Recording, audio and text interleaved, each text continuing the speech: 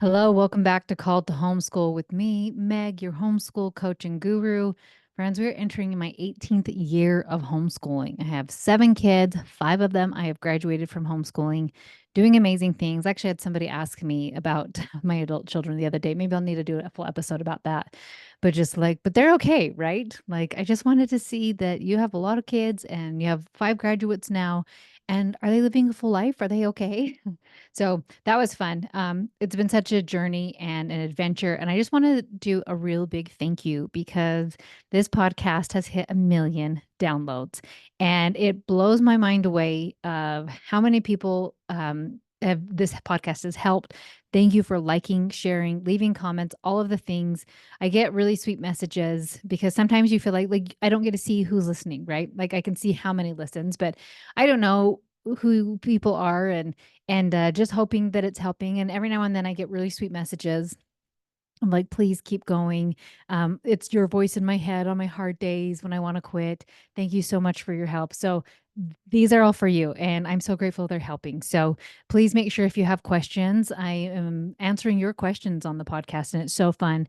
And the link to sign up for that is in my Instagram bio or in my email list. So make sure that you are one of those, and you can submit your question, and I'll answer it here on the podcast. So thank you for the 1 million downloads. You guys are the best. Also, another thing I've started doing to just really help. I love to help people homeschool. It's my favorite thing. I am working with Open Ed right now to do a free class each month, and it has been really fun. They're really awesome and quick, and you get to also do some live Q&A on that as well. And I have a link to sign up for that in my Instagram bio. So my Instagram is Coach Meg Thomas.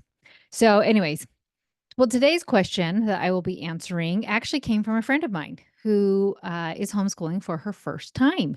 So she lives here in Utah by me, and she had messaged me a few times and eventually, she and her husband came over because they had so many questions about homeschool. And I thought this is so helpful. So it's really got me thinking, right? I'm 18 years in. And so when people are starting and asking these questions, like, that's right, I had that question too. That's right, I had that worry too. So this podcast is if I were to start homeschooling all over, where would I start? So even if you're not brand new to homeschooling, these are great things to check in that you're just really building a strong foundation in your homeschool, and always coming back to these and just kind of reevaluating things, right? You can't just do something once and be like, I got it.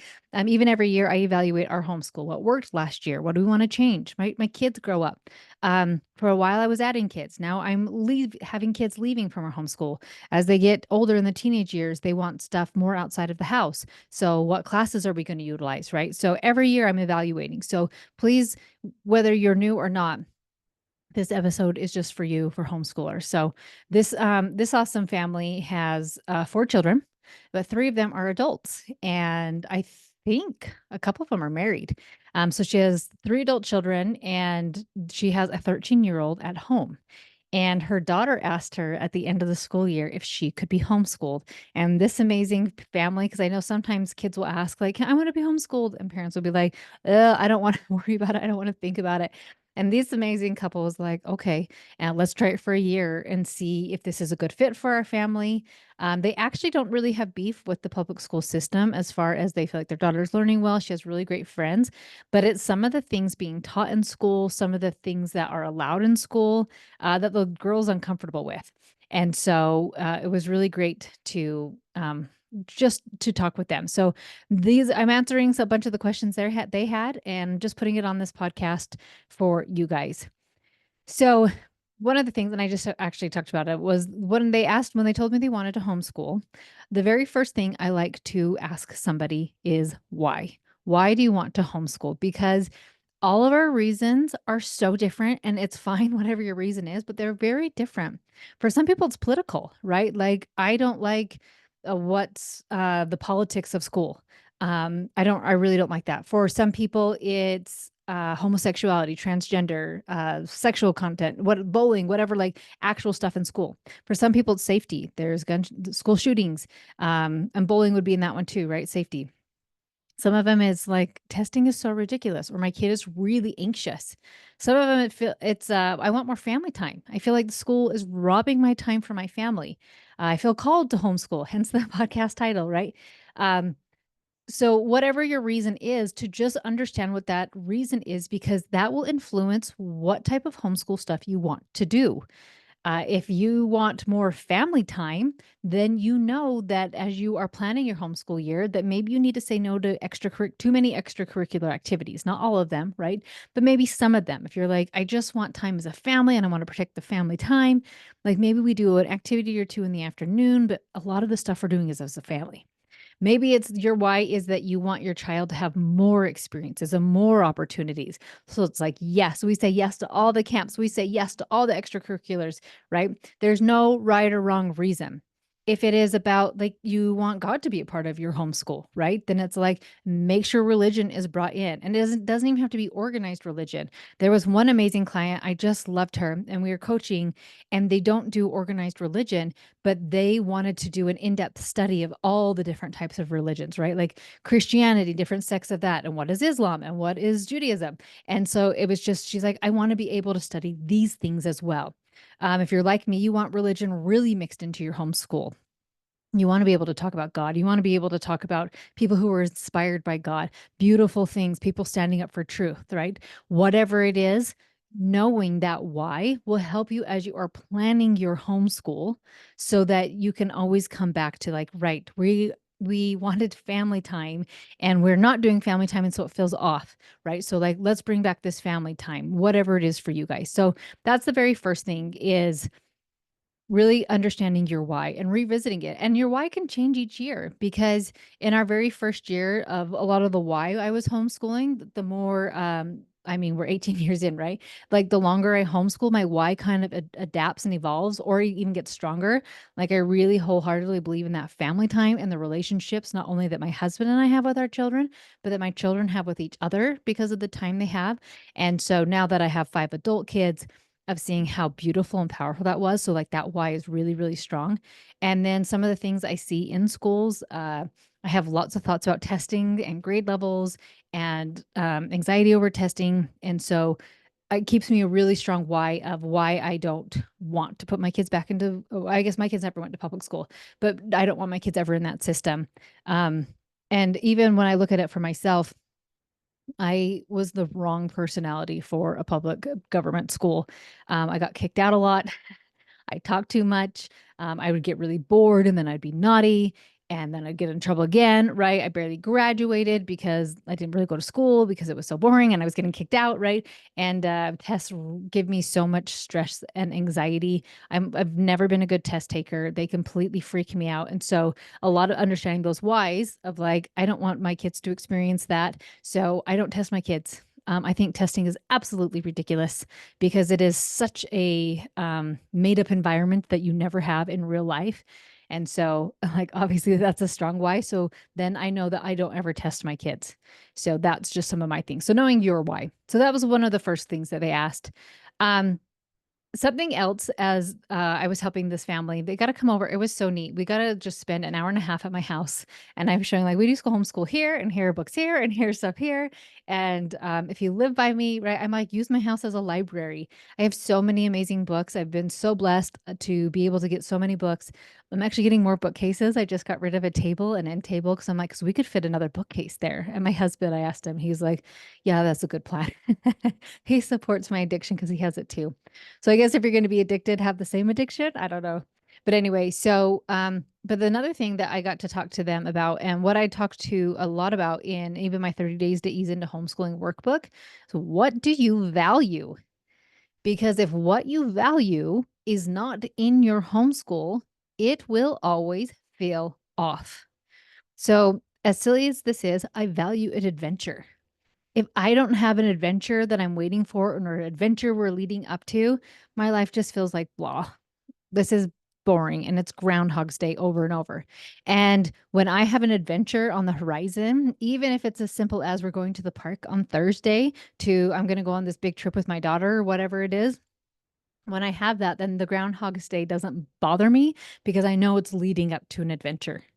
Um, God is a huge part of what I value and religion. And so making sure that is mixed into our school. Another thing I really value is freedom, right? And so that is, I notice we do a lot of biographies and people who stood up to tyranny. And it always makes me laugh because I will subconsciously pick all these people who defended truth. Like it was one a year, I was teaching a Nights of Freedom class, and we read William Tyndale. We read, is it Dietrich Bonhoeffer? And then we read one other, and I can't remember the third one, but they were all three men who stood up and basically broke the law because they wanted to do what was right, and God's law is higher than man's law. But that is really important to me. And so it is totally mixed into my homeschool. And so when you know what you value, right, is a order. Like I really like order. This is really important to me. I should have had my value list in front of me. It's in my workbook, 30 Days to Ease into Homeschooling, but it's a whole like little thing you can do to find out some of the things that you value. Just really making sure it is in your homeschool. Fun. Maybe you really value calm. I'm totally okay with noise. With less kids living here, my house is quiet. And I was like, I don't know how I feel about this. So it's not something that I value. So when you understand what you value, it just helps you to make sure that you're implementing that into your school, and your school will feel like it's running a lot smoother. But when your values are not in there, you'll always just feel off, but you won't know why. Like it feels a little bit off, but we're not really doing anything wrong or bad. And why does it feel off? And it's because the things that you value are not in your school. And then I inevitably get asked, like, what if your values are different than your husband's values? Okay, who's homeschooling them, right? But like, I would never go against his values or whatnot, right? But if he were teaching something, then he would it would have a slant with his what he values, right? And I've talked a lot about that he values foreign language and language arts. And so when he does stuff with our kids, teaching them another language or helping them always with an etymology of a word or whatnot, you can tell that that's something he values, right? So whenever who's teaching you, their values are kind of implemented. And as your kids figure out what they value too, you can kind of work with those things. But that would be as they become teens and they're starting to know who they are and what they like, then you could work with something like that. But in the beginning, what do you value, right? So the next thing that I was talking to this amazing family about is working on your parenting and connecting. And it is not what they thought I was going to say, right? Like they wanted to see all my books and like, what exactly does your day look like? And I'm happy to do that, but it changes every stinking year. And sometimes it changes every couple months because we need to move and adapt, or a class opened up or a class changed. Maybe we want to go on a fun adventure, whatever it is. So I can, but a better foundation is working on this parenting and connecting. And I like to call it intentional parenting, right? Because I'm a big fan of not yelling at your kids. So then people will swing like, okay, I don't need to be the dictator, this really strict, mean, forcing person. And so then they swing this other way where it's really passive and do what you want to do. And either way, you're not going to get a good result. So working on parenting where you are trying to be a little bit more in the middle, where your focus is on love and connection, but also boundaries, right? And teaching. And so when they came over, it was actually kind of later, and they said, I don't even know if she's out of bed yet. And I thought, oh, that's going to make homeschool real interesting. So I was teasing with them and laughing. And I just said, like, what is the rhythm and the flow you want to have? Do you want school to start at noon? Would you like school to get done? Like, what do you want it to look like? And with the parenting and connecting piece and having boundaries is because you are going to be with them day in and day out. And if they don't listen to you, they don't respect you, you haven't become the person in charge, right? You haven't become that safe haven that they know to understand and respect and love. So when you are this intentional parent and you're in the middle, so you're not too strict and dictator and force, and you're not passive and let them do whatever the heck they want, but you focus on connection and boundaries, they start learning like, oh, when mom says it's time to do school, we do school. When mom says, hey, come on in from playing, we do. When mom says whatever, right? And not in a controlling way, but it's just like, hey, it's time to come in and we do minute with mom, right? This is something I've talked about in years past where I meet with each kid every day. Um, And so it's like, hey, your turn for a minute with mom. And then part of that connection piece, right, is allowing them to have a voice of like, we're almost done with this game. Like, how much longer? 5 minutes. Can we please have 5 more minutes? Or one more point in basketball. Whoever gets the next point will wrap it up, right? And that's that connection piece because you can work with them and not just turn into a tyrant of like, it's time to get in and do school. So when you really work on this parenting and connection piece, which is so huge, because people always think it's just the curriculum. It's not. It's this parenting piece of really helping them to work with you so that they want to be with you. And when they know that you are a loving, safe parent, children want to be with you. They will listen to you. They care about your opinion.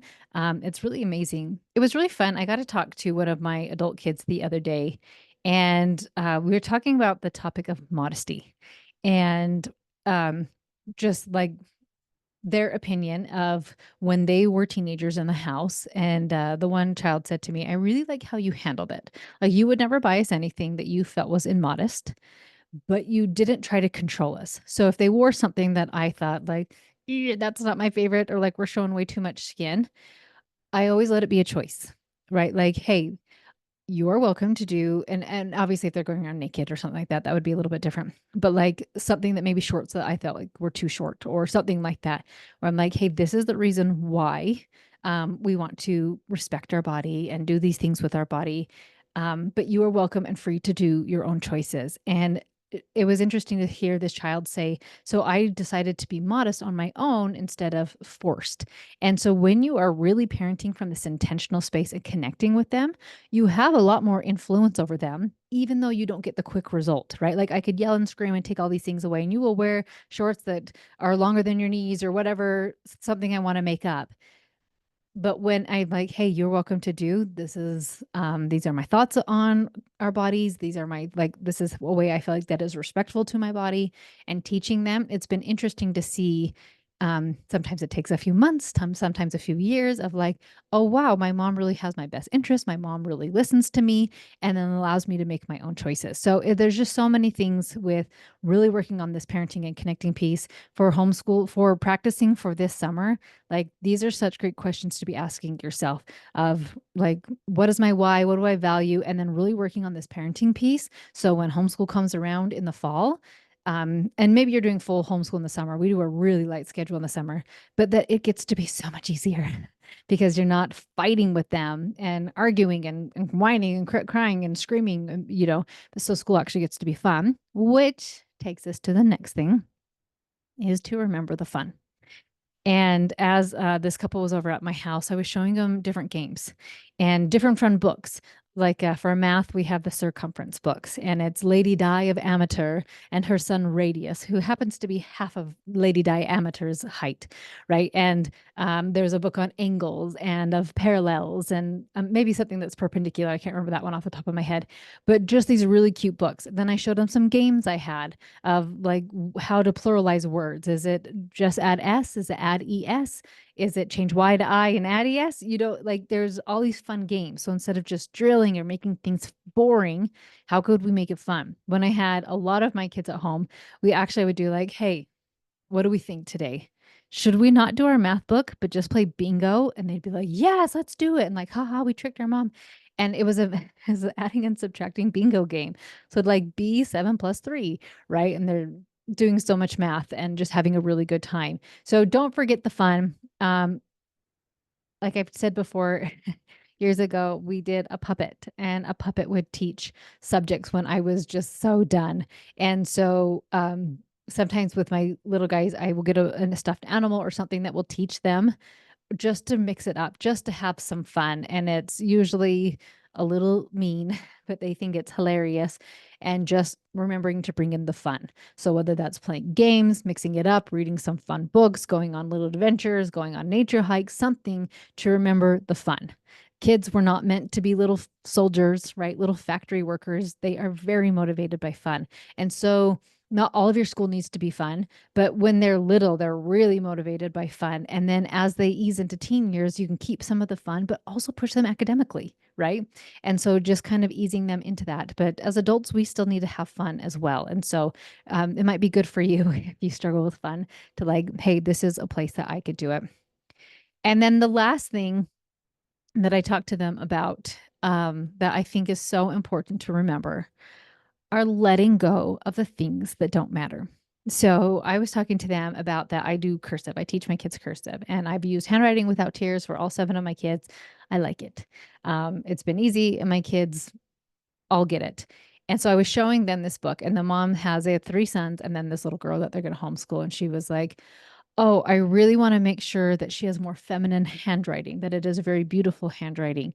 And I go, "Well, those are some things that you might need to be willing to let go of." And her husband will giggles and is like, "Yes, like those are things that maybe we don't need to get worked up over."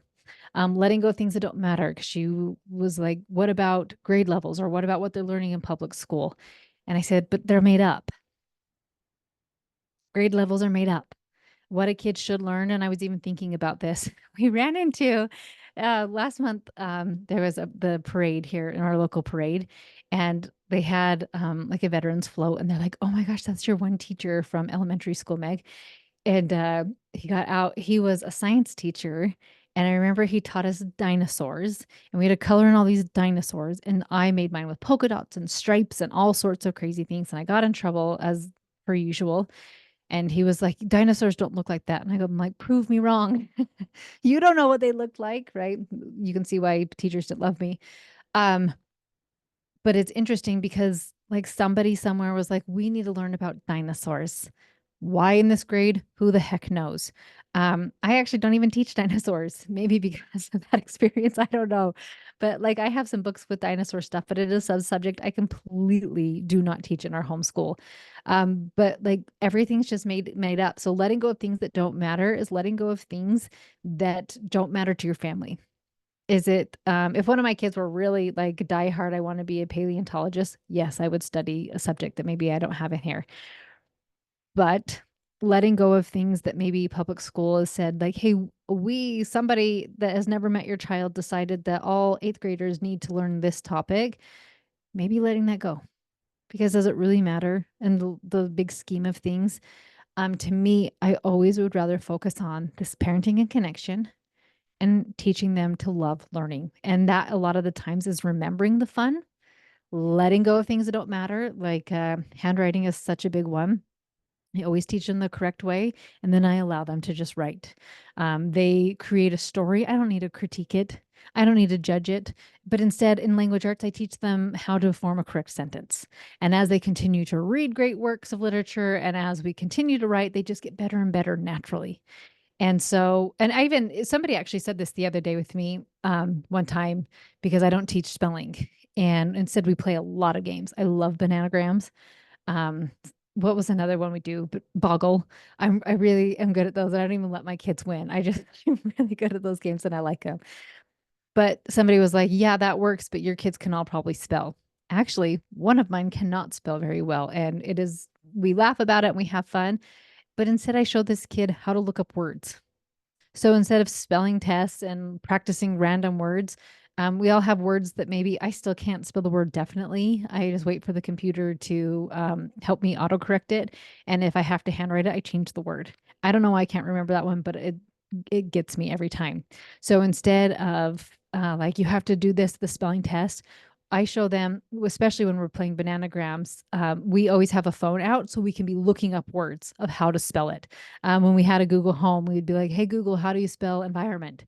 Hey Google, how do you spell this word?" And doing it that way, that was way more fun and letting go of like everybody's supposed to be a really good speller because as people grow up, most everybody has a smartphone and you can literally do, "Hey Google, hey Siri, how do you spell this word?" Which I still use all the time, right? And so instead, teaching them how to learn, how to find the answers is so much more important to me than saying, "Great job, you memorized these words for 1 week and now you can forget it because we're going to do these other random words that you don't care about."